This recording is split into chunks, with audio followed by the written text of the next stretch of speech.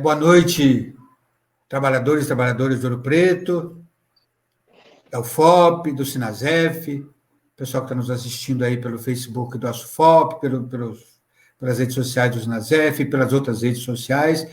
Nós estamos aqui hoje com mais uma live, né, promovida pelo Sindicato ASUFOP, para debater o novo projeto de lei que encaminha o Futurice, né? A gente achou que o Futurice tinha acabado e o governo simplesmente ressuscitou o Futurice e já mandou o projeto de lei para o Congresso para discutir aí a questão do novo forma de financiamento do ensino público federal. Então, a gente vai discutir um pouco sobre essa questão, a tentar entender, conhecer, ver, tirar as dúvidas, ouvir um pouco.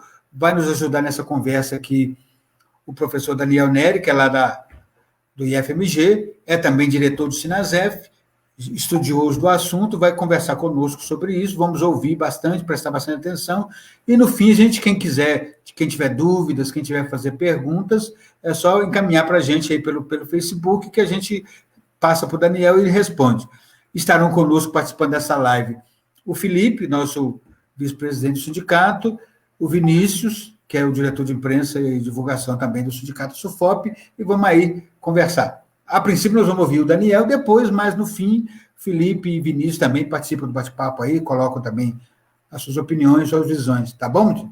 Então, vamos prestar bastante atenção, e após a fala do Daniel, a gente começa com as perguntas.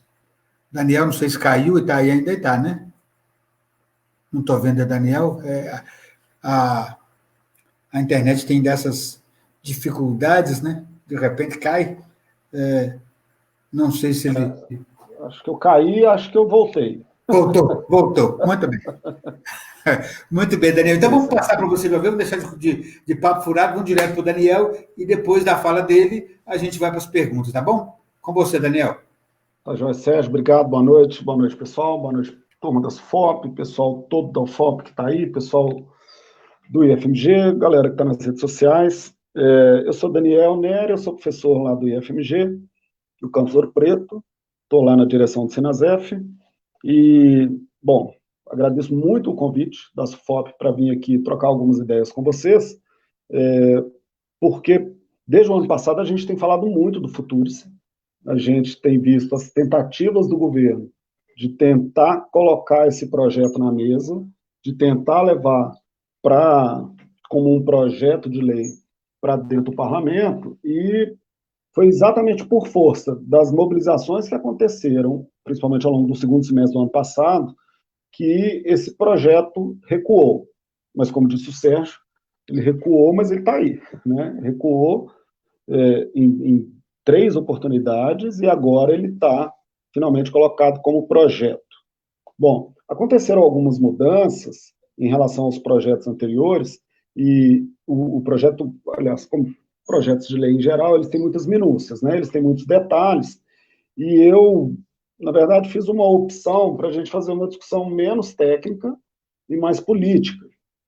Primeiro porque, de fato, a parte das leis, especificamente a parte da parte técnica de um projeto, não é muito meu forte, assim. Mas esse projeto tem algumas nuances que eu acho que vale a pena a gente destacar. Eu trouxe aqui, vou pedir o César para colocar umas telas para a gente poder acompanhar, para não ficar só na palavra, né? E aí, bom, vou tentar não falar muito, vou ver se eu consigo aqui em 25, 30 minutos esgotar a abordagem que eu pretendo fazer, e depois a gente faz um bate-papo, se tiver dúvida. Se eu souber, viu, Sérgio, se eu puder responder, porque essa conjuntura está mudando muito rapidamente, né?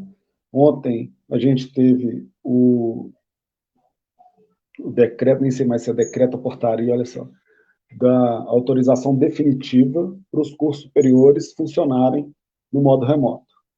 E hoje também não consegui atualizar a notícia aí, não sei se a gente já perdeu essa pérola que era o nosso ministro da Educação. Mas aí, ô César, você podia colocar para a gente essa primeira tela que eu preparei? Na verdade, é só para deixar na nossa memória quais são os 3 novos eixos dessa nova versão do programa Futuros, que são contrato de resultados, empreendedorismo e internacionalização. Bom, ninguém precisa ser conhecedor de leis, ou ninguém precisa tá por dentro de projetos educativos ou projetos ou LDB, ou como funciona a Universidade Brasileira, para saber que isso tem uma ligação com o mundo dos negócios, com o mundo do capital, né? Só de se para colocar como um eixo de um programa que visa financiar o funcionamento da universidade. Como contrato de resultados, é lógico que a gente está vendo que eu estou falando de algo que é dos negócios, né? Que é algo que não é muito do campo da educação. Passa a primeira tela para mim, César, fazendo um favor. Aí a gente tem, assim, por exemplo, o primeiro inciso do primeiro artigo, o inciso 3 do primeiro artigo. Objetivo: fomentar a cultura empreendedora em projetos e programas destinados ao ensino superior e contrato de resultados. A contratada é a instituição, é a instituição federal, né? E o contratante é a União. Peraí, mas a gente já tem, constitucionalmente, uma obrigação legal, uma obrigação do Estado para que ele repasse recursos para o funcionamento das universidades, né?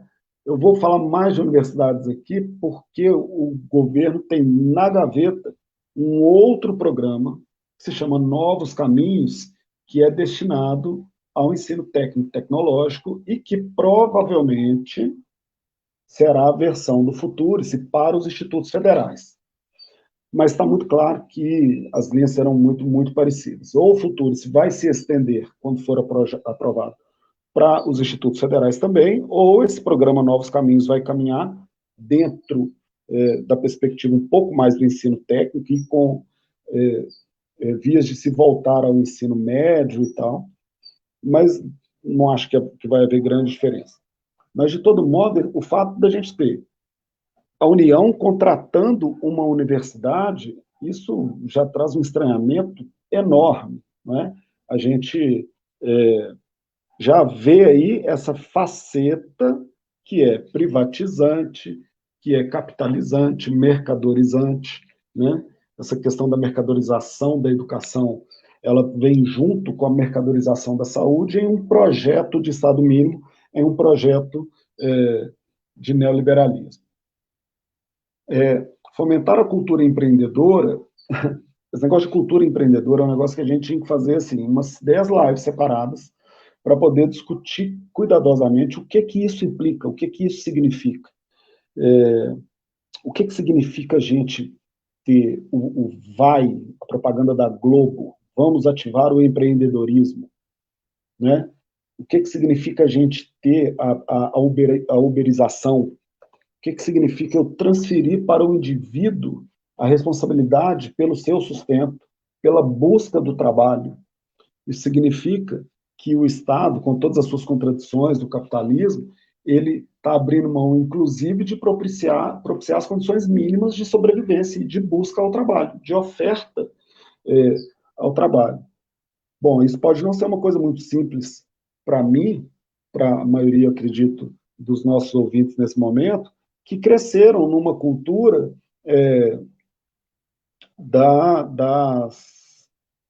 vamos dizer assim, uma cultura seletista, né? Uma cultura em que você buscava o seu emprego e aí no emprego você tinha acesso ao fundo de garantia, que te dava uma garantia no caso da demissão, te dava uma indenização, você trabalhava para se aposentar. Eu tenho 47 anos, então eu me lembro muito claramente, meu pai se aposentou com 58 anos, eu acho. Eu me lembro como isso era uma vitória, assim, as pessoas trabalhavam para se aposentar. Agora, eu não mudo essa cultura. Eu não mudo essa cultura do dia para a noite.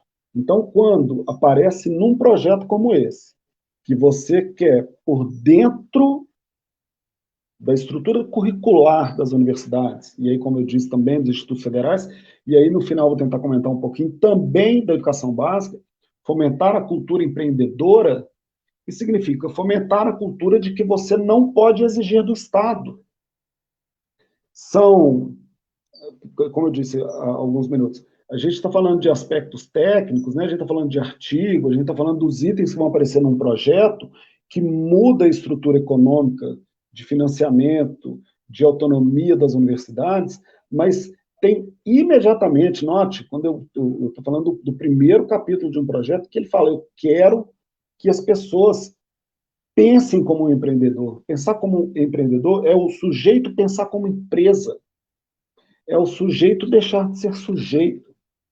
Então, isso é tão sério que a gente não discuta, não é só o projeto Futurice na universidade, é tão sério que a gente não discuta o empreendedorismo e como ele aparece com esse viés de meritocracia, com esse viés de sucesso, né? Com esse viés de possível, com o viés de que é tranquilo, e aí a propaganda da Globo ela é perversa, né?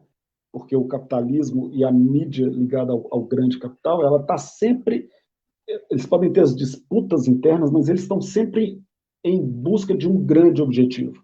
E é claro que essa coisa do empreendedorismo é um grande objetivo do grande capital, do capital dos países do norte, para os países onde se está implantando uma cultura neoliberal, uma cultura de superávit primário, uma cultura de você ter estado mínimo para poder ter grana para bancar o seu credor.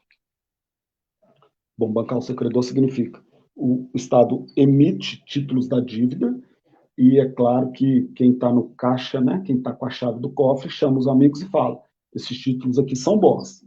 A gente tem títulos da dívida pública brasileira que vencem diariamente. Isso é uma coisa impressionante, né? Vencem semanalmente.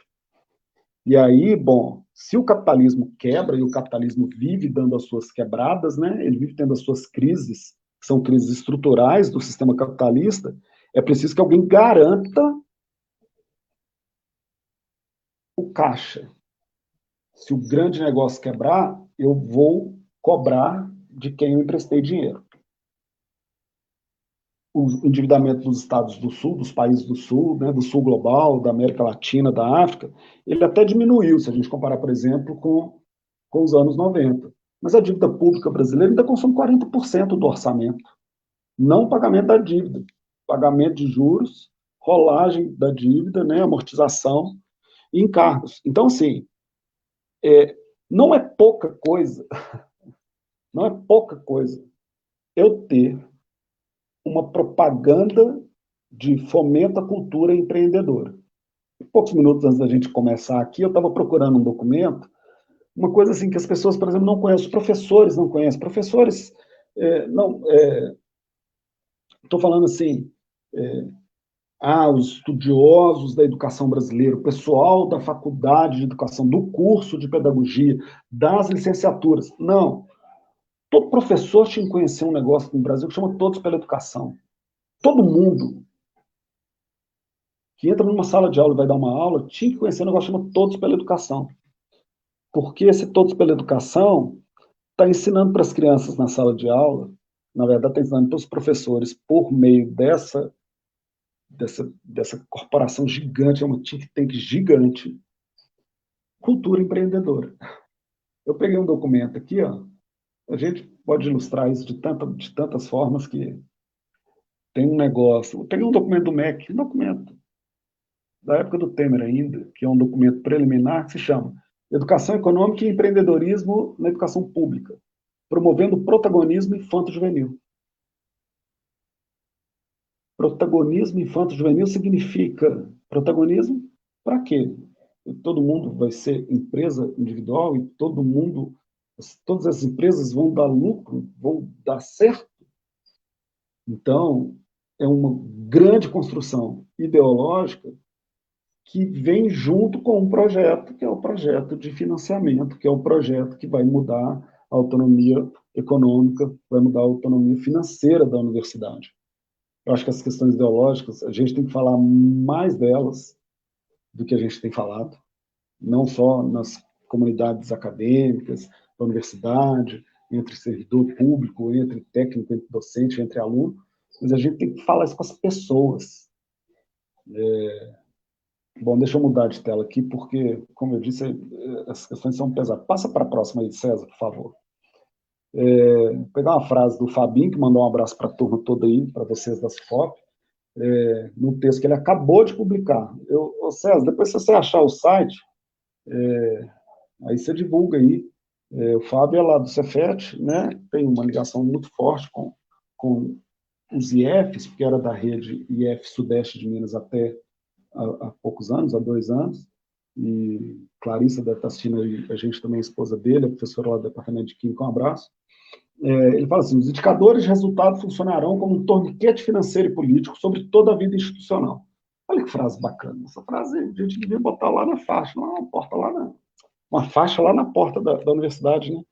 Um torniquete financeiro e político. Significa o seguinte, eu vou regrar o dinheiro da universidade por meio de resultados.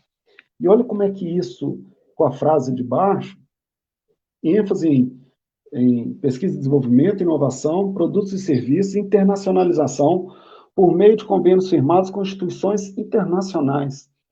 Então, eu fico imaginando que instituição internacional que o MEC, ou o Ministério da Ciência, Tecnologia e Inovação, Comunicações, né, vai firmar para a gente fazer pesquisa, por exemplo, em humanidades, para a gente fazer pesquisa em avanços sociais, para a gente fazer pesquisa em meios de melhorar a vida das pessoas.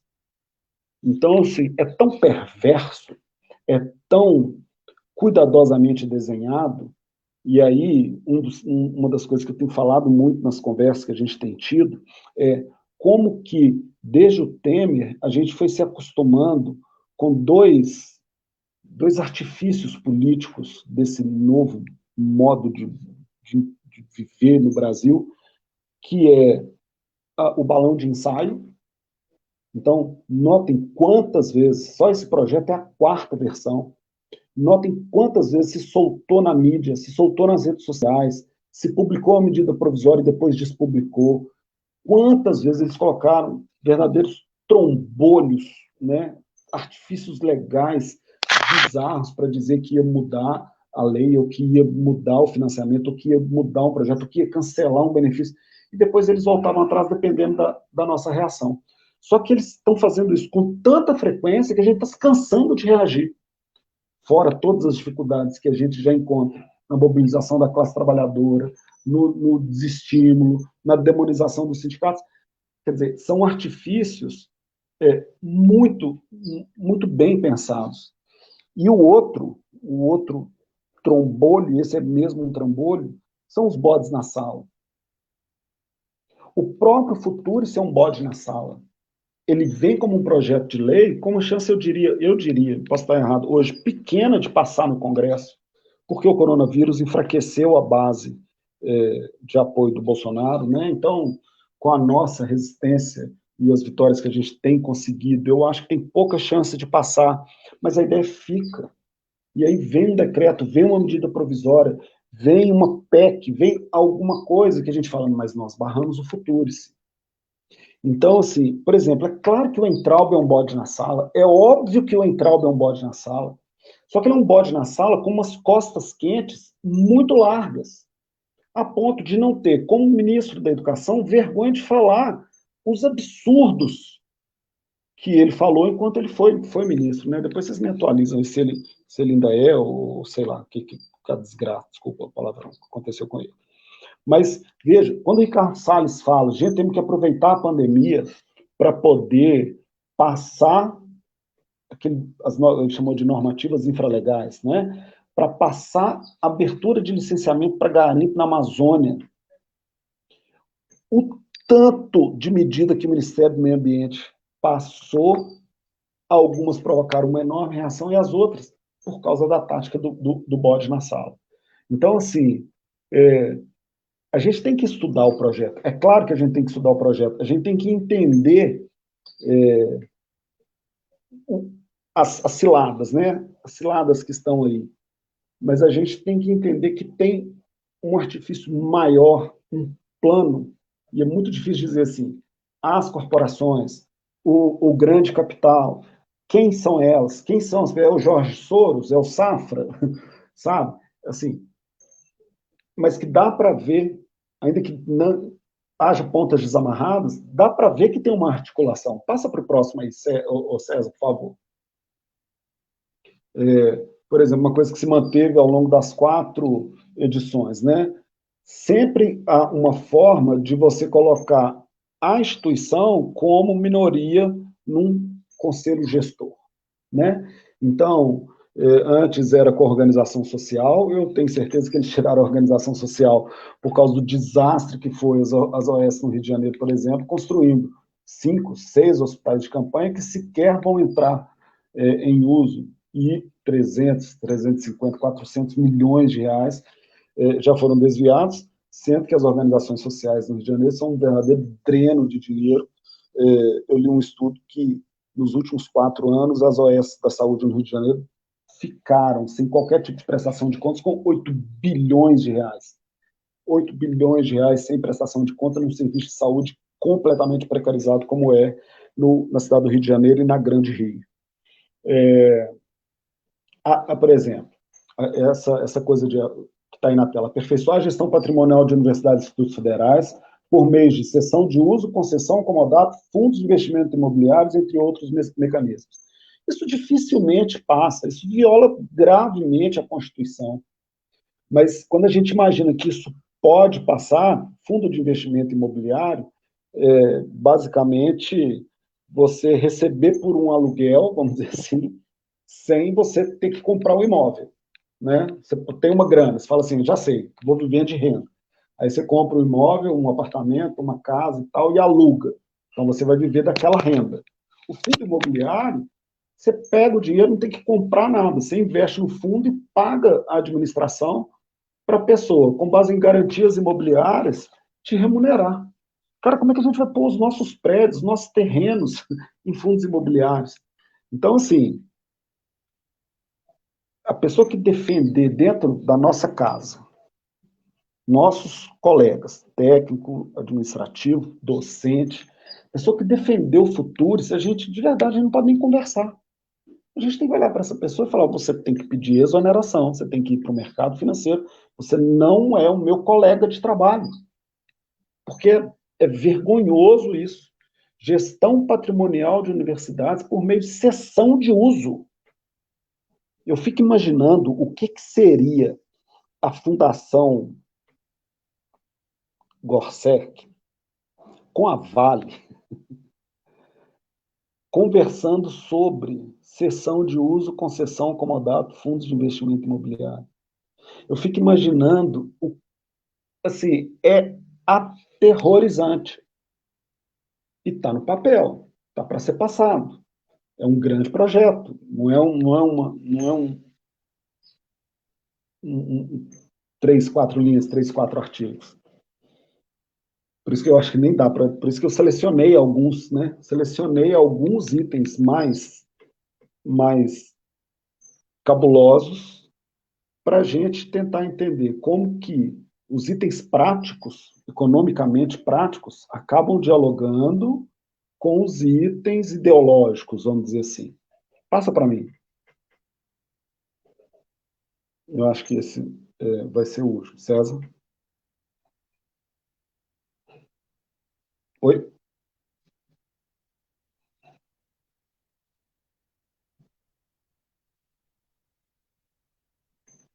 É, eu queria que o César passasse para o... Isso. Eu voltei na questão da educação empreendedora, foi até bom.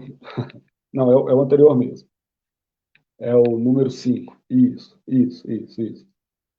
Porque a gente não está falando só de autonomia administrativa, autonomia financeira no futuro. Eles estão falando, claro, de autonomia didática. Eles estão falando de entrar com essa cultura, né, nos currículos. E aí, nos cursos técnicos, nos cursos superiores, na pós-graduação e etc.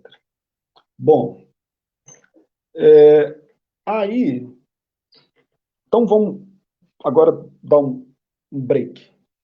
O break é o seguinte, tá bom, eu tenho um projeto, que é nitidamente um projeto de um governo privatizante, um governo que como o Paulo Guedes fala naquela reunião absurda, tem que vender essa bosta, se referindo ao Banco do Brasil. Um Banco do Brasil de patrimônio gigante, com lucro anual de 4 bilhões. O que tem nessa frase para a gente tentar entender o governo Bolsonaro e tentar conversar com todos os setores da classe trabalhadora que não faz sentido um governo querer vender o Banco do Brasil. Assim como não faz sentido praticamente nenhuma das privatizações que a gente viu no Brasil aí desde era Fernando Henrique, né, Collor, Fernando Henrique. Mas aí a gente precisa olhar um pouquinho para como a gente chega no Futurice. Então, é o que eu vou dedicar mais alguns minutos aqui antes de terminar. O Futurice saiu do nada, de repente, é o Entraub, que é um cara que a gente sabe, é sabido, né, que veio do mercado financeiro, ele é um gênio, então ele falou, gente, tem jeito da gente pegar uma parte do orçamento e lucrar por meio das universidades e institutos federais? Bom, é claro que não, né? A gente tem um longo processo de ataque ao Estado brasileiro, a gente tem um longo processo de transferência de recursos pelos mais diversos mecanismos para a iniciativa privada. Bom, aí eu coloquei alguns itens, só para a gente refletir. São 3 telas, depois são 4 telas, só para a gente terminar. Aí, passa para a próxima para mim, César. Quando a gente olha, aí vamos falar de mais um. Isso, obrigado. Então, quando a gente, vamos falar assim, de currículo, de questões ideológicas, de questões financeiras, de privatização, de venda, usura, né? Usurpação do patrimônio público, vamos dar uma olhada. Em 2017, a gente teve reforma do ensino médio, a nova BNCC. Eu tenho, não sei se vocês lembram da propaganda, era a propaganda do Temer, era uma propaganda linda, linda mesmo, uma propaganda muito bem feita, que falava do novo ensino médio, falava do ensino integral. E a abertura de 500 mil novas vagas. Aí você fala, peraí, calma, 500 mil novas vagas para o ensino integral, as salas de aula, elas estão ocupadas, né, nos 2 turnos. É para colocar esses alunos onde? Então, vou construir novas salas de aula, espaço para novas 500 mil estudantes. Aí, se a gente vai estudar o futuro, a gente tem que ir lá estudar a lei que promoveu a reforma do ensino médio. Você fala, não, Daniel, porque isso aqui é uma live que a gente está fazendo aqui no sindicato dos técnicos da universidade. A reforma do ensino médio é outra coisa. Se a gente pensar assim, a gente está ferrado. Primeiro, que a gente não entende. Segundo, que se a gente não entende, a gente não luta direito. Porque a reforma do ensino médio ela está sendo promovida exatamente pelos mesmos agentes que estão tentando nos enfiar o futuro esse goela abaixo. Eu coloquei assim a pergunta, mudança no PNLD, que é o Programa Nacional do Livro Didático. Qual? Na verdade, são várias mudanças, mas tem uma que é fundamental. O Programa Nacional do Livro Didático, ele passa a permitir que o Estado compre materiais digitais, ao invés de só livro didático. Comprar material digital significa comprar software, comprar CD, DVD, comprar pendrive com o livro, conteúdo, comprar licença de uso de conteúdo na internet. Ora, se eu ofereço 500 mil novas vagas, e se eu não tenho como construir salas de aula para 500 mil estudantes, a saída é via materiais digitais. Vamos lá. No mesmo ano de 2017, a gente começou a ter umas incursões muito esquisitas na universidade. Vocês devem se lembrar, por exemplo, eu coloquei esse caso mais dramático, que é o Cancelier, que era reitor da Federal de Santa Catarina, um cara que se matou num processo absurdo, inventado, e que um ano depois a Polícia Federal foi lá e falou, um inquérito foi encerrado porque a gente não tinha provas. E aí a gente teve condução coercitiva, a gente teve na UFMG, que em Belo Horizonte, né? Eu estou em Belo Horizonte, eu moro em Belo Horizonte, os caras entraram com aquelas, não é rifle não, como é que chama? Aquelas, cara, arma do exército, numa reunião do Conselho Superior da Universidade, e pegaram a 2 pró-reitores e a reitora. Então, você fala, mas espera, vamos lá. Emenda constitucional 95, a gente tem falado dela, né? A maioria das pessoas já sabe pelo menos o que se trata, e só para lembrar, eu congelo o gasto público em 2016 e por 20 anos eu só posso gastar aquele valor mais a correção pela inflação. Bom, tem umas brechas na emenda constitucional 95, que eu posso, assim como o superávit primário, usar para pagar juros da dívida, rolagem, amortização e juros da dívida. E eu posso usar para pagar despesa de capital de empresa estatal de capital não dependente, que é basicamente subsidiária, por exemplo, da Petrobras, tá? Tem umas 130 no Brasil. Então, eu tenho janelas que elas vão sendo costuradas, e isso é ao longo de anos, que me permitem atacar a educação por dentro, atacar a ideia da universidade, me permite entrar no ensino médio, me permite pegar o caixa, pegar o cofre. Passa para a próxima, César, fazendo um favor.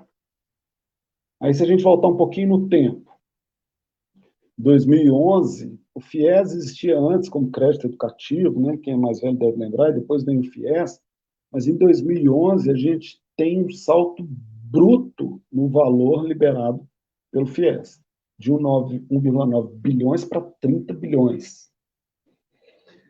Em 2007, eu tenho abertura de capital dos grupos de educação privada no mercado financeiro.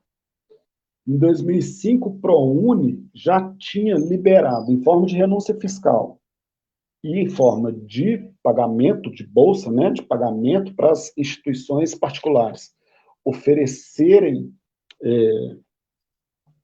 ensino superior, algo da ordem de 15 bilhões.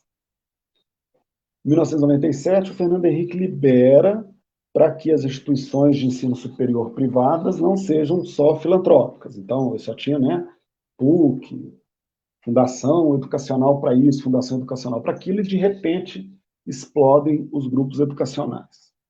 Bom, aí você fala assim, mas são os mesmos caras que estão pensando em 1997, pressionando o governo Fernando Henrique para que ele libere a educação superior privada no Brasil, sem fins lucrativos, que estão hoje fazendo Futurice. Bom, eu vou colocar dois pequenos textos aqui para começar a encerrar essa minha fala inicial. O primeiro está no próximo slide. Passa aí, César, fazendo favor. A gente não precisa nem ler, assim, a ideia não é trazer texto, não. A ideia é trazer termos. Eu sou muito ruim dessas coisas de apresentação, eu ia botar uns negritos e acabei me esquecendo. Mas tem termos aí, ó. A reforma do Estado, reforma da Previdência, reforma fiscal. Reforma fiscal. Política de privatização de empresas estatais, redução orçamentária de gastos públicos nacionais, controle inflacionário. Política de facilitação de competitividade externa. Leia-se parar de produzir bem manufaturado e passar a exportar só commodity. Desregulamentação e regulamentação pela ótica privada. Leia-se você permitir licenciamento ambiental, tanto para garimpo na Amazônia, na terra indígena, quanto para fazer essas barragens que caem em cima das nossas cabeças e nos matam. Estabilidade das instituições bancárias, liberalização do fluxo de capitais, obtenção de superávit primário, que é essa coisa de fazer caixa para poder pagar juros à dívida, política de incentivo do setor privado, parece essa coisa do empreendedorismo, né? Flexibilização dos contratos de trabalho. Vocês concordam comigo que esses termos estão novos na nossa mente? São coisas que a gente está vendo acontecer no Estado brasileiro. Reforma trabalhista, por exemplo. Reforma da Previdência foi aprovada há 2 anos, trabalhista há 3 anos. Reforma trabalhista está sendo implementada ainda, né? Então, eu tenho cada vez mais trabalhadores precarizados. A reforma trabalhista afeta diretamente o nosso trabalho no ensino superior, porque as carreiras dos técnicos, por exemplo, né? A maioria das carreiras já foi extinta e a gente tem a terceirização irrestrita, de modo que dificilmente eu vou voltar nesse cenário a ter concursos públicos. Isso significa trabalhadores cada vez mais exaustos, menos trabalhadores têm que fazer o trabalho de mais pessoas. Bom, isso é um texto, tá? É um parágrafo de um lugar. Bota um segundo, César, fazendo um favor. Aí o segundo fala assim: as reformas de segunda geração englobam o aprofundamento da reforma do Estado, dos serviços ofertados pelas instituições públicas, escolas, olha, nossa, e universidades, instituições do sistema de saúde.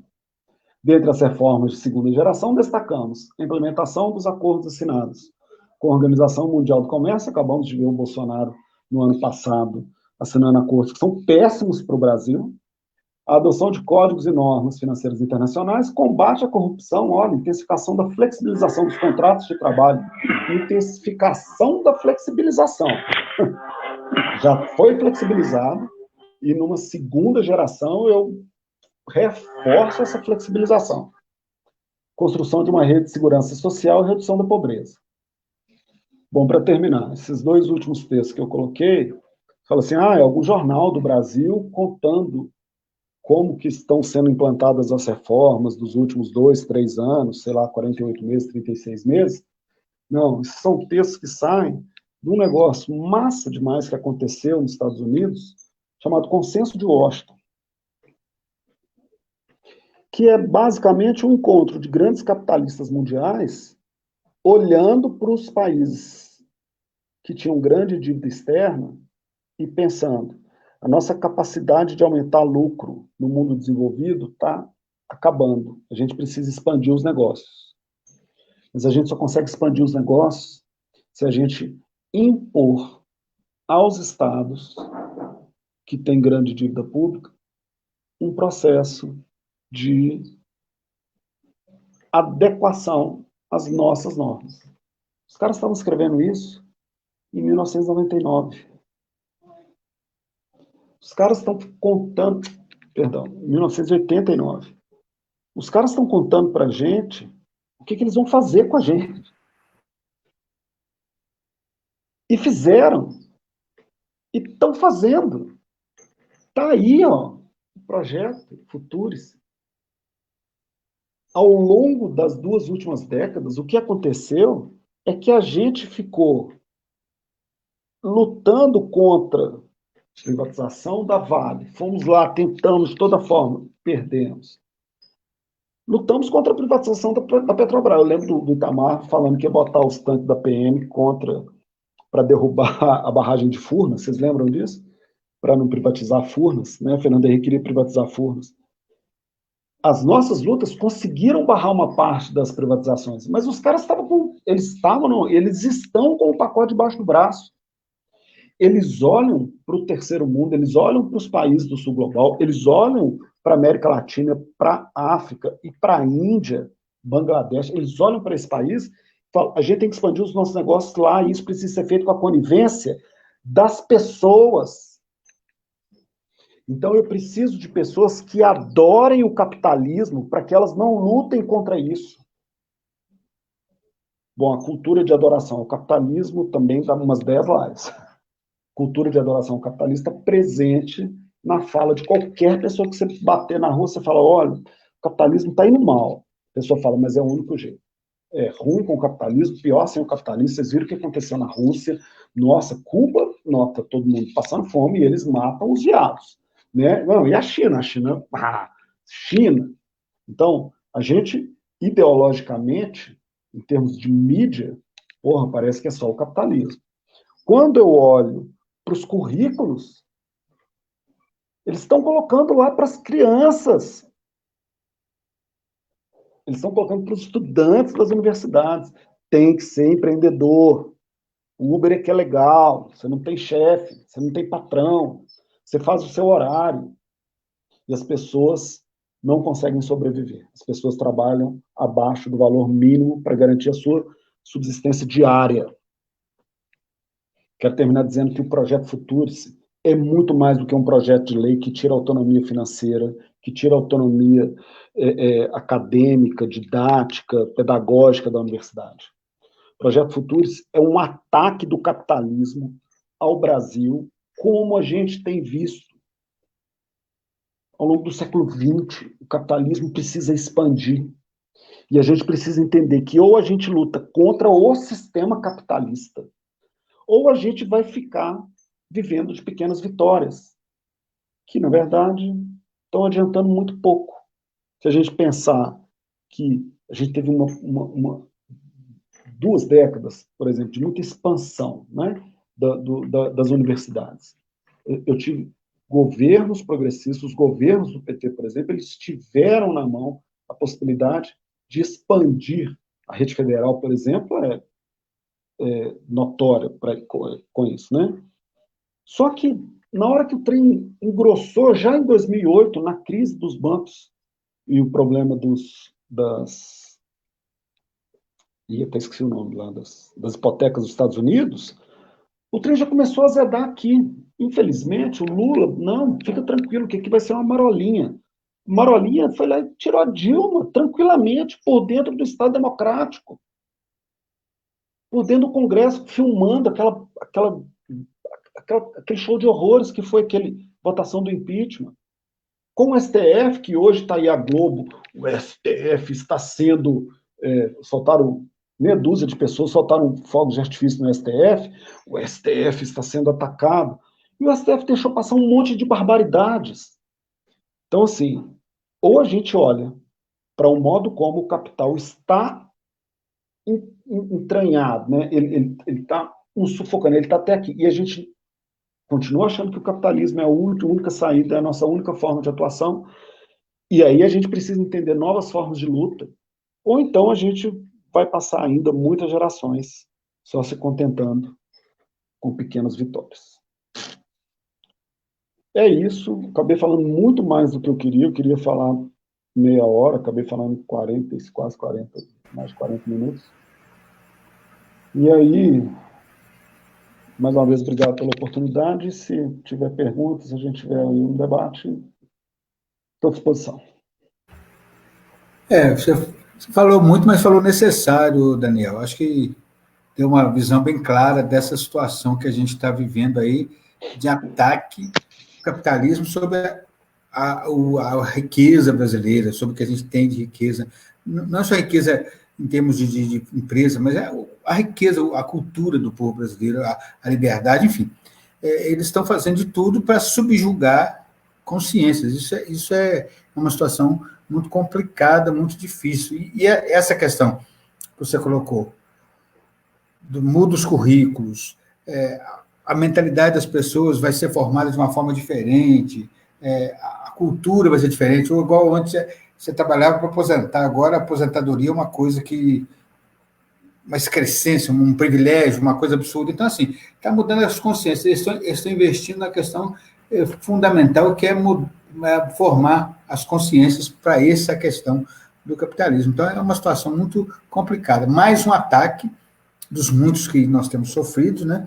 E mais um chamamento para a gente abrir as nossas consciências, também mudar a nossa consciência e tentar resistir, porque nós não podemos aceitar. Então, daqui a pouco, o Brasil vai ser uma grande empresa privada e o povo, quem não ganha, quem não fizer parte seguir o esquema, vai ser um bando de gente marginalizado, passando fome, pobre, ou escravo, porque não vai ter outro jeito, né?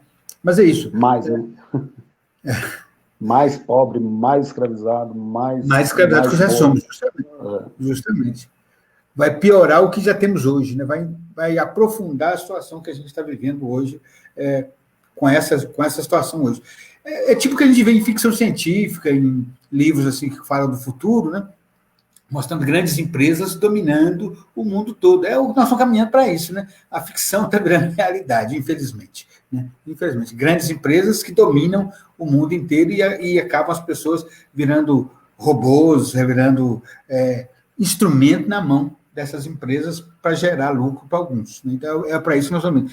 E o grande problema é que a gente poderia, politicamente, ter enfrentado isso nesse tempo que nós tivemos um governo teoricamente de esquerda, mas que, né, por vários problemas que não vão entrar agora em discussão nisso, não aprofundou um outro tipo de sociedade, um outro tipo de cultura. Né? Eu não vi ainda aqui, César, não apareceu nenhuma pergunta aqui para mim, né? Eu vou abrir o Felipe e o Vinícius quiserem fazer alguma pergunta, algum comentário, passar para o Daniel, porque a gente vai interagindo aí, até ver se aparece alguém para perguntar, né? Porque é uma situação extremamente complicada que a gente precisa debater profundamente. Felipe, você quer perguntar, Felipe? Pode falar. Boa noite, eu gostaria de agradecer ao Daniel a disponibilidade, as informações, a palestra, muito legal. Como ele já falou e conseguiu perceber, esse futuro você faz parte de um projeto maior, né? Que ele é privatista e não é de hoje. Esse projeto também a gente pode perceber que ele não é novo, né? Ele teve algumas alterações, mas ele, a princípio, ele foi recusado por praticamente unanimidade entre as universidades, né? Como o Daniel bem falou, quem defende o futuro, a gente tem que ver isso, ver quem são nossos colegas que defendem o futuro, porque tem um entendimento muito, muito difuso do que é esse projeto, ou então eles realmente estão no lugar errado, eles estão querendo o oposto do que a universidade pública ou o serviço público ele tem a oferecer, né? E cada vez mais, né, esse governo, a gente vê que ele está querendo o Estado mínimo, diminuindo mesmo a participação e transferindo para o indivíduo as responsabilidades, né? O Estado está cada vez se afastando e deixando para o indivíduo as responsabilidades. É isso.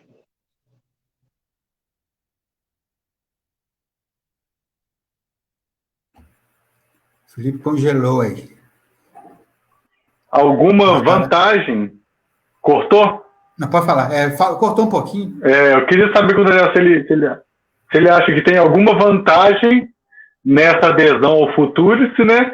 E qual que é realmente, o que ele acha, qual que é realmente a real ideia por trás do Futurice, dessa insistência com o Futurice, se é uma coisa diretamente na educação, se a educação é um ponto crucial para esse governo atacar, ou se faz parte desse projeto mesmo para ir minando as instituições e as atuações e minimizando a atuação do Estado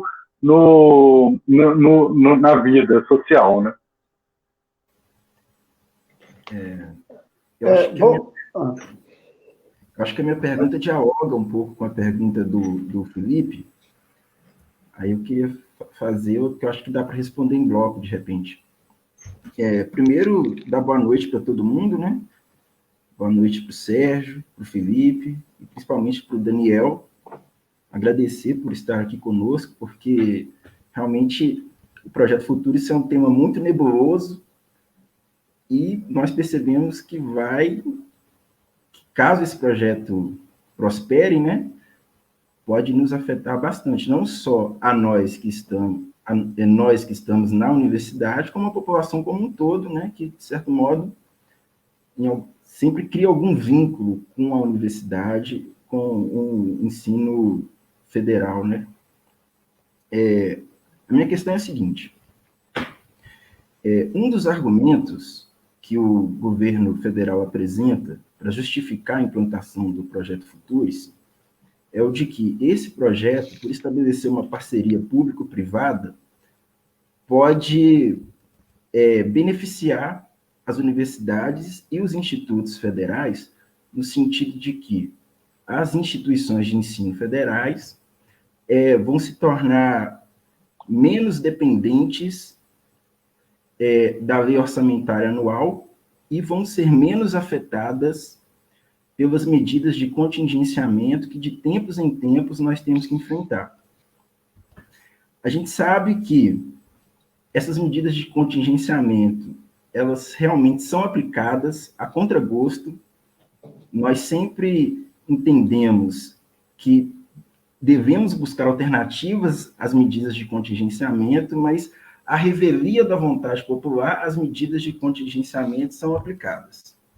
Nós sabemos que a lei orçamentária anual é um dos pilares do tripé macroeconômico, né, que tem pautado a economia brasileira desde o segundo governo FHC, que foi mantido no governo Lula, né, e que é um decreto que dificilmente vai ser superado, que dificilmente vai ser cancelado ou vai ser revogado, porque, querendo ou não, dentro do molde dessa economia liberal na qual a gente vive, o tripé macroeconômico conseguiu manter minimamente estabilizada a economia brasileira, né? Nós conseguimos conter a inflação, nós conseguimos conter a queda da nossa moeda perante as moedas fortes internacionais e tudo mais. Então, por mais que nós também façamos críticas ao modelo econômico que rege a nossa sociedade, a gente sabe também que é muito difícil de superá-lo.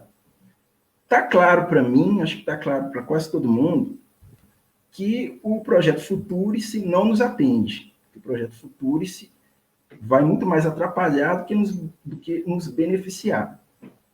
Mas esse argumento que o governo apresenta, de que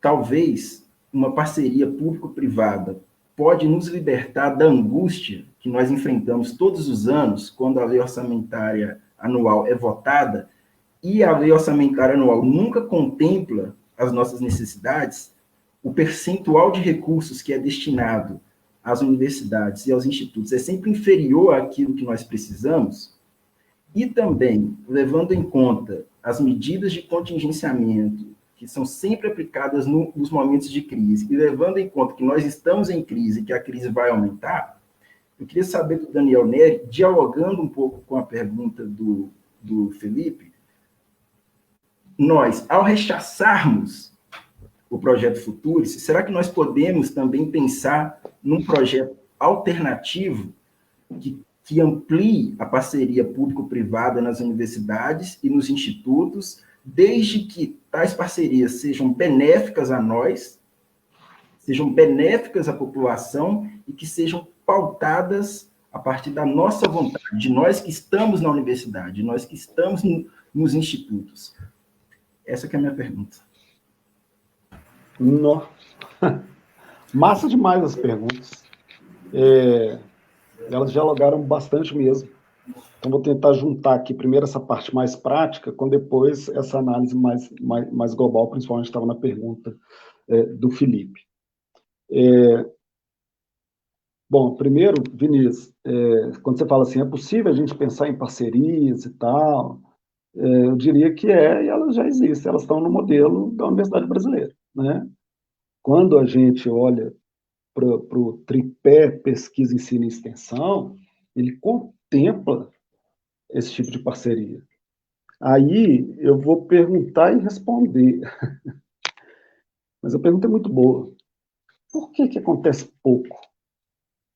Por que a gente não tem investimento grande mesmo das empresas, do capital nacional, nas universidades, sabe, em busca de patente, para desenvolver inovação, produtos, para melhorar a vida das pessoas, para baratear, para reciclar, problema do lixo, problema... Nossa, mãe, vamos pensar aqui, por que de fato? Porque o mecanismo tem, né? Os programas de extensão, os programas de parceria, eles acontecem, né? As fundações estão aí e elas viabilizam alguns projetos. A pergunta é, por que não tem mais? E aí eu vou dar uma resposta bem pragmática. Não tem mais porque não dá lucro. Um país que teve o seu parque industrial, eu não vou saber falar um número agora e não vou colar da internet também não, mas é algo assim, nos últimos, depois do tal milagre econômico lá da ditadura, o parque industrial brasileiro deve ter diminuído assim, uns 30%, uns 40%. É o fenômeno que alguns pensadores chamam de desindustrialização. No sentido tecnológico, é desindustrialização mesmo. No sentido da classe trabalhadora, não é.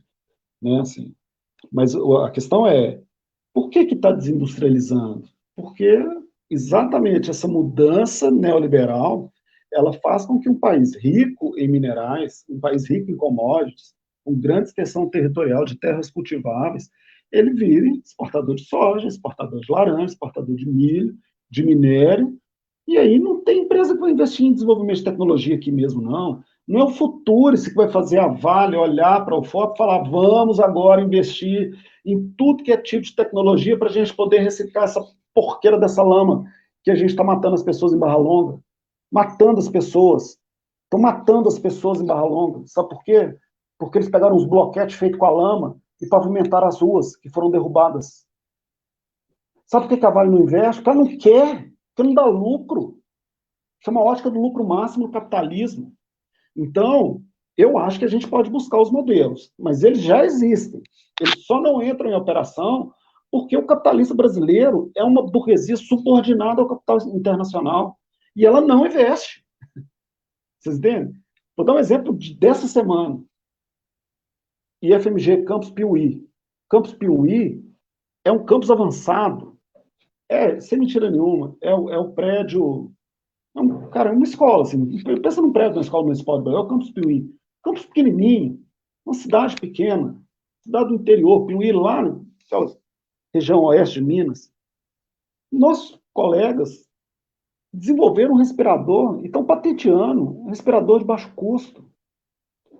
E a gente tem notificados quase 50 mil mortes de Covid no Brasil e deve ter, sei lá, 120, 130, 140 mil pessoas que já morreram de Covid. Então, Vinícius, possibilidade a gente tem. E aí vou para a pergunta do Felipe. Não tem vantagem no futuro, isso é uma armadilha, Felipe. Porque as possíveis vantagens que ele teria, elas já estão dentro da universidade. A gente tem uma capacidade criativa sensacional, espetacular. E esses projetos até vingam um pouco. Eles até funcionam dentro do fomento, 90% oficial. Não vou saber falar de novo o número oficial, mas assim, do investimento em P&D no Brasil, acho que 95% é estatal. É pouco, mas 95% é estatal. Então, a gente tem os programas, eles já funcionam. E aí, quando você fala assim, voltar um pouquinho na pergunta, por isso que eu falei que as perguntas são massas, porque elas... Aí você fala assim, olha, o Vinícius falou assim, a gente tem menos, a gente pode, de repente, superar o problema do contingenciamento com esse recurso. O Fábio, eu achei a frase do Fábio tão boa que eu colei no meu PowerPoint. Eles estão chantageando a gente. Isso é um torniquete. Eles estão botando a corda no nosso pescoço. E aí, se que as empresas vão investir, e a resposta, por que elas não vão investir? Eu sei, não vão investir, simplesmente porque até hoje elas não investiram. Então nós vamos aprovar o futuro e se de repente elas vão investir, não, elas vão querer o nosso patrimônio para investir em fundo imobiliário. É isso que elas vão fazer. Mas aí pode entrar um dinheiro para a gente. Pode. Vai entrar para um ou outro campus, para uma ou outra instituição, para as áreas de tecnologia, é lógico, as humanidades vão ficar de fora, elas já ficaram de fora dos últimos editais do Ministério da Ciência, Tecnologia e Inovação. Então, assim, de verdade, não tem nenhuma vantagem. Nenhuma. Mas aí a gente pode pegar, talvez, uma linha aqui do parágrafo tal, falar assim, esse já está dentro da Universidade Brasileira. Está esperando o dinheiro. E ele não vem, o investimento em P&D todo é feito pelos estados dos países desenvolvidos, por isso que a gente exporta tanta mão de obra qualificada, os nossos pescadores muitas vezes vão embora. Então, assim, eu acho que a gente tem que fazer uma live com a Vale, sabe? Chamar um cara da Vale, botar ele aqui não, na minha casa, coitado, estou aqui no meu escritório, que é todo improvisado. Ele vai estar num escritório top, cara, assim, né? Meu cabelo está trabalhado, o cara vai ter um cabelo bem limpo, bem alisado, e a gente vai falar assim, por que você não investe em reciclagem de lama? A gente vai dar 1 hora para ele falar. Quanto? Eu falei 1 hora? Não, né? Falei 40 minutos. Você vai ter 40 minutos para me falar por que essa porqueira dessa Renova, ao invés de fazer o que ela está fazendo com as pessoas, aí em Ouro Preto. Quem está em Ouro Preto? Eu estou nervoso. Vocês viram que eu fico nervoso quando eu falo da Vale? Não é à toa, não. Porque eles estão matando as pessoas no Antônio Pereira, cara. Eles estão voltando às atividades agora, durante a pandemia. Sabe por quê? Porque eles vão querer reconstruir o Bento enquanto as pessoas não podem sair de casa. É com essa empresa que a gente está falando, não, mas a gente vai ter aqui um projeto de desenvolvimento de tecnologia para o bem da sociedade. Desculpa, gente, mas é porque agora eu estou mais puto, então talvez vocês entendam. Quando no começo eu ainda não tinha atrapalhado meu cabelo, eu falei, o cara que defendeu o Futurice, nós temos que repudiar essa pessoa dentro da universidade. Não, mas é porque a Vale, nossa, a Samarco, ou quem? Sei lá, CSN, quem quer que seja, por que eles não estão investindo agora? Vai precisar do Futurice? Não. Para cima da gente, não. Nós vamos botar o pé na porta para terminar a resposta. Gente, eu falo demais. Ô, Sérgio, você me corta, porque senão, você já viu. A educação está no bolo. No início da pergunta do Felipe, a educação está no bolo. E ela está no bolo principalmente por causa da parte ideológica. Mas está no bolo por causa do orçamento. Também a gente pode marcar um outro bate-papo. Porque quando eu falo do Todos pela Educação, vocês estão vendo na Globo também, vou dar o último exemplo, prometo. Vocês estão vendo na Globo que eles acabaram de criar o Todos pela Saúde, que já existia no papel e agora entrou com o Covid. Quem que é o principal financiador do Todos pela Saúde? Joga lá. Você vai ver que é o Banco Itaú. E aí, dentro do Jornal Nacional, que está batendo o governo Bolsonaro, aparece lá o Itaú, dentro do Jornal Nacional. O Itaú doou 50 bilhões, sei lá, 5 bilhões, para o Todos pela Saúde. Aí aparece o Drauzio Varela. Porra, o Drauzio Varela é um cara massa. Como é que a gente não vai defender o capitalismo? Todo mundo gosta do Drauzio Varela. E ele vai lá e faz propaganda do Todos pela Saúde. E aí, quando você vai ler o Todos pela Saúde, tem uma fundação que vai gerir o dinheiro do Todos pela Saúde. Sabe quem que é, gente? É a Fundação Itaú. O Itaú vai doar 50 bilhões para a Fundação Itaú gerir esse dinheiro. Então, ou a gente fala isso com os nossos colegas no nosso local de trabalho, todos os dias, ou então eles vão ficar passando esse rodo na cara da gente. E vai ser o tempo inteiro. E vai ser para os nossos filhos. E essas gerações vão continuar perpetuando esse discurso. Ah, não, é porque o capitalismo é a única opção viável, que não sei o quê. E eles são sem vergonhas. Eles são sem vergonhas.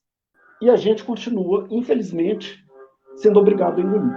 Então, assim, a gente tem muitos caminhos.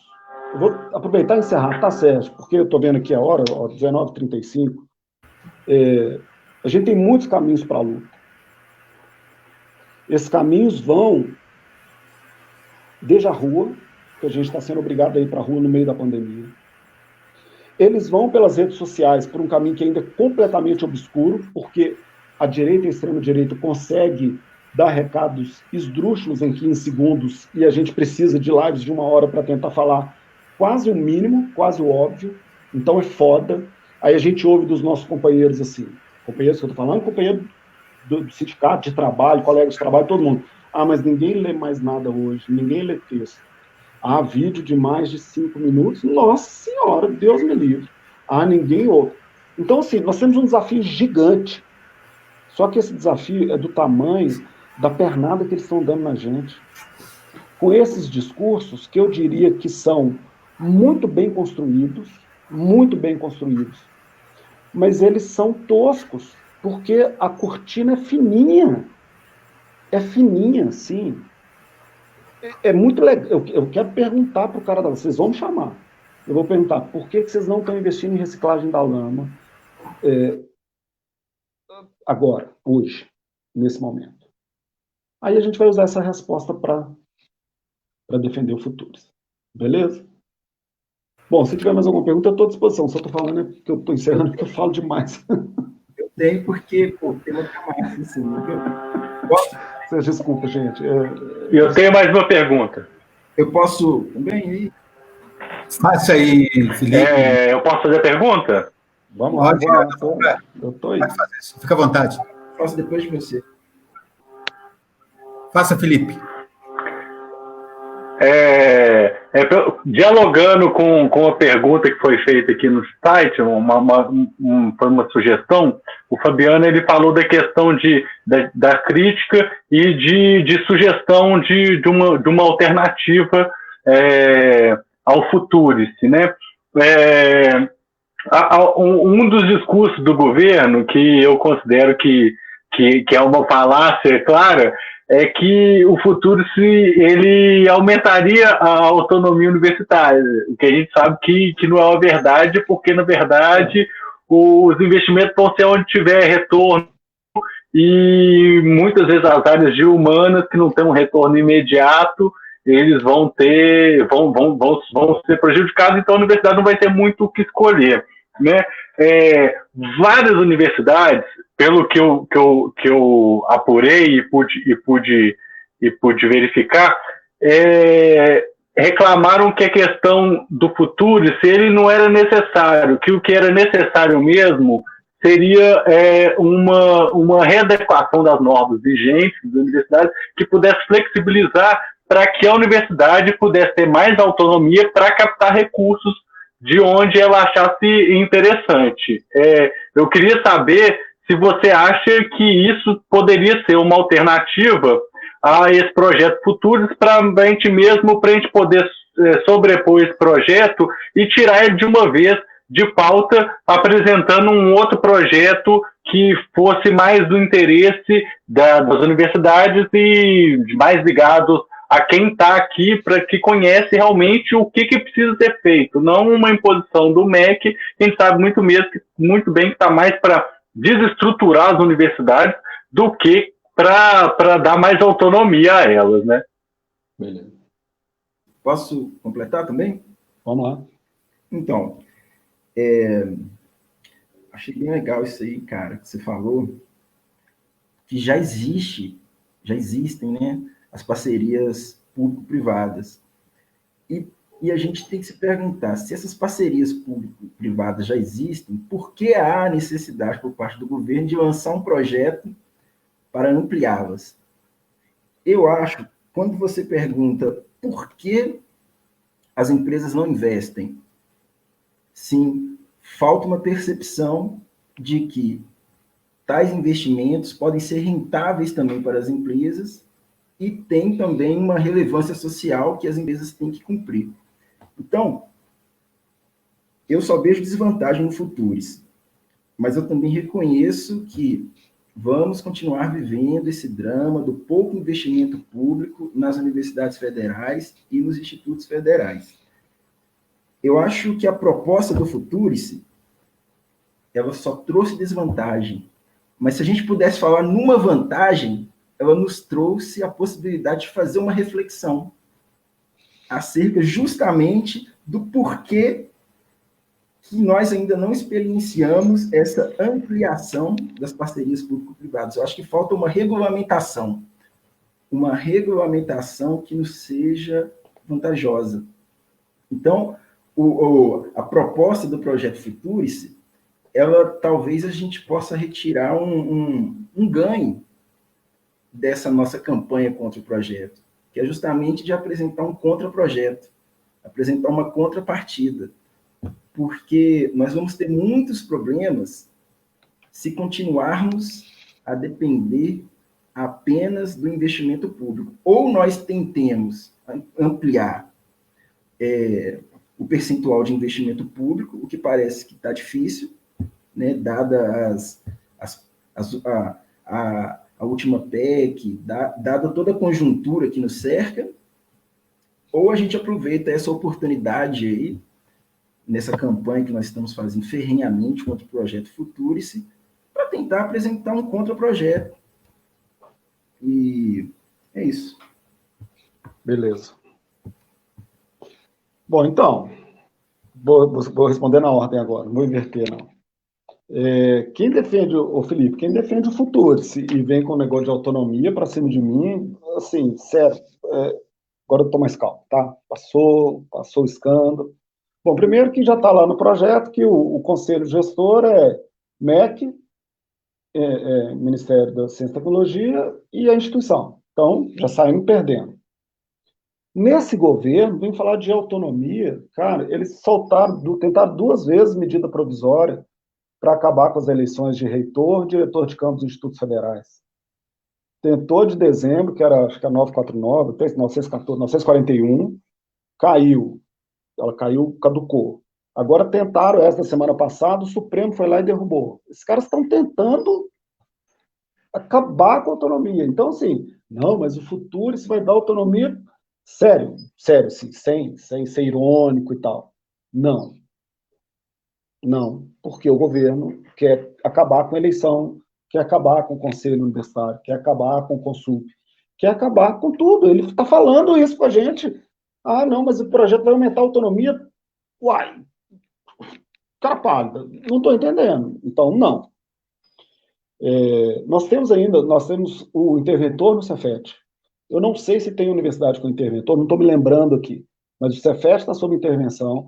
O Instituto Federal do Rio Grande do Norte foi sofrida para o reitor tomar posse. O Instituto Federal da Bahia, agora não lembro se é da Bahia ou baiano, porque são duas reitorias diferentes.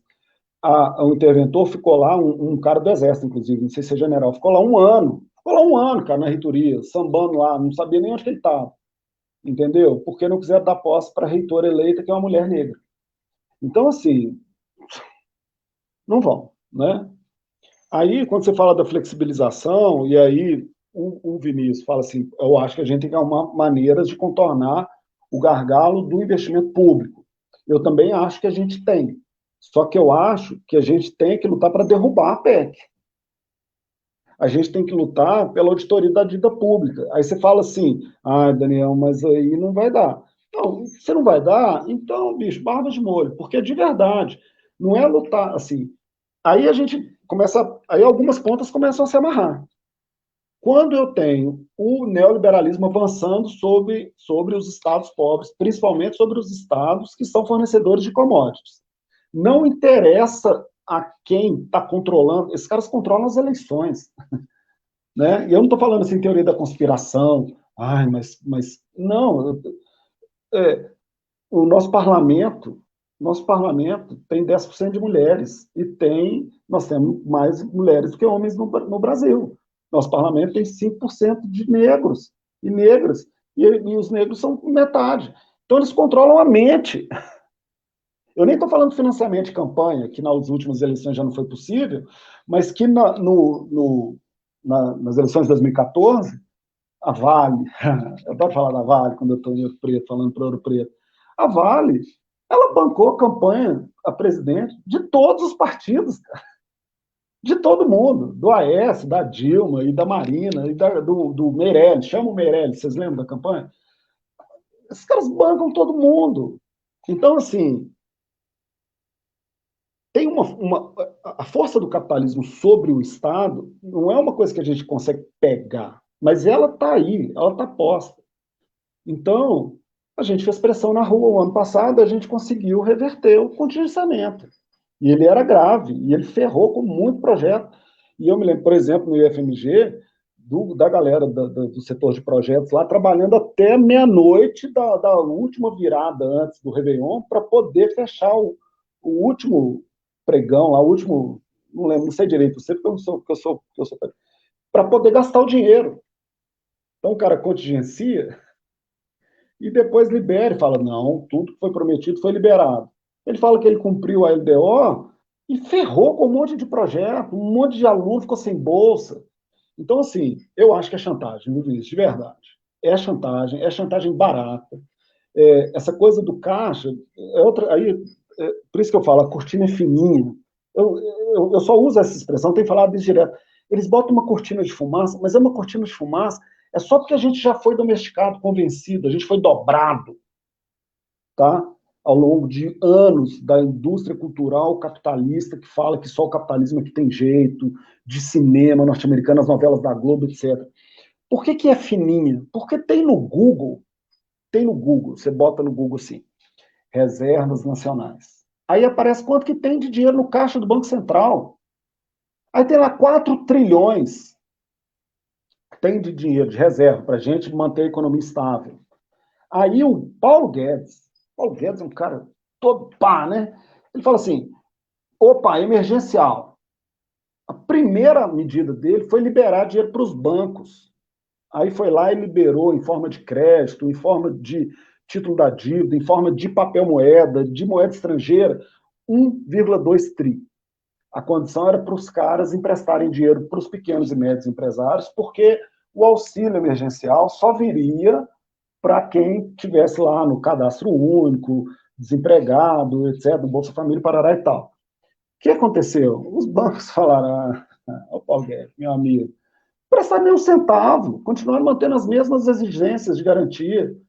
Um monte de microempresário, pequeno empresário que a gente vê aí nas redes sociais falando mal da quarentena, que não sei o quê, que é complô da China. Fica tudo chupando dedo, porque os banqueiros foram investir onde dá mais lucro.